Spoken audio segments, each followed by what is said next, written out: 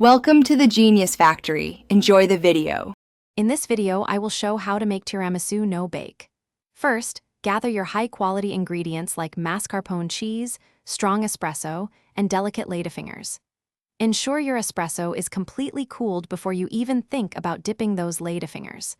This prevents them from becoming soggy. Finally, prepare a rich, creamy mascarpone mixture, which forms the heart of this delightful dessert. Now, let's assemble. Quickly dip each ladyfinger into the cooled espresso, just for a second or two, to avoid making them too wet.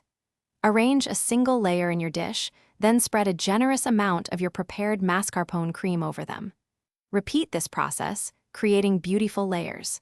Make sure your final layer is a smooth, even spread of the creamy mascarpone. If you're finding this no-bake tiramisu guide helpful, please hit that like button and subscribe for more delicious recipes. Speaking of comfort, just like a perfect tiramisu, your feet deserve the best. Quick recommendation: life's too short for cheap socks. Go darn tough with a lifetime warranty. You can find the link for these amazing socks and other great deals in the description below. Now, let's get back to the video.